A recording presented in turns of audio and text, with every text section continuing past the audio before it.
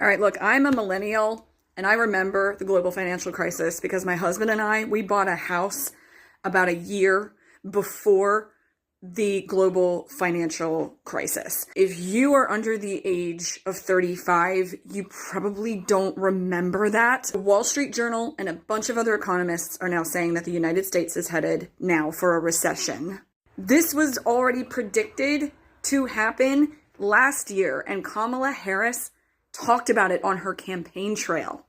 Now, what does that mean for you? So when my husband and I, we bought our house in 2007, we had it for about a year, and then things started to go very wrong very quickly. And this was way back. Like, if you don't remember this time because you're too young, I need to just the alarm bells are flashing, okay?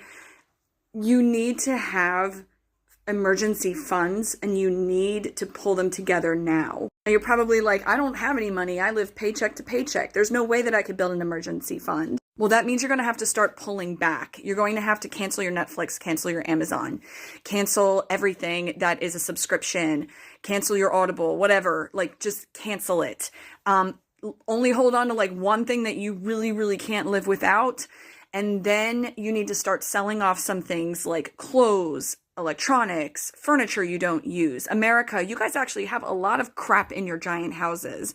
Sell off whatever you can and then hunker down. Here's the thing. After the global financial crisis, my husband and I, not only did we lose 30 to 40% of our worth of our home, and we were underwater for the next 8-9 years, our house never recovered its value. But on top of that, the banks were defrauding us. Our mortgage company placed a forced flood insurance policy on our house, and we knew that it was fraudulent because the deed of our home said not in a flood zone. We didn't have the money for a lawyer.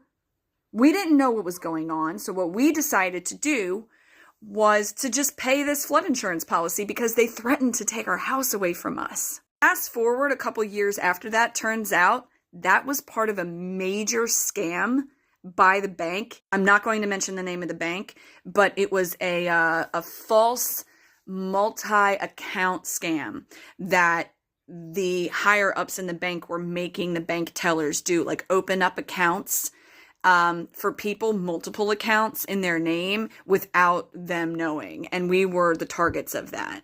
Businesses are going to start to close. In the wake of the global financial crisis, many of my family members shut their businesses up. Then what's going to happen is banks are going to start lending less because they need collateral against the loans, which means that none of the banks are going to be offering loans to start new businesses, right? Or start new ventures, which means that job growth is going to stagnate and then it's going to start going reverse. And we're going to see an increase, major increase in unemployment. Now, we've already seen unemployment in the federal system because they've been laying off tens of thousands of workers from the government. So that's already started. Finally, get your passport now. If you haven't gotten your passport already, then what are you doing? You should have gotten it months ago. And then you need to start researching countries that you can get to if things go really bad. Because if there's one thing that I can tell you is that if this recession is bad enough that he caused, he will not admit to it. And then he will create a diversion to take the talk away from it. And what is one really good diversion? An act of war. Just remember that the one thing that pulled the United States out of the Great Depression is World War II, because it stimulated the economy in America. But there's nothing like a good old-fashioned military-industrial complex to give people jobs, right?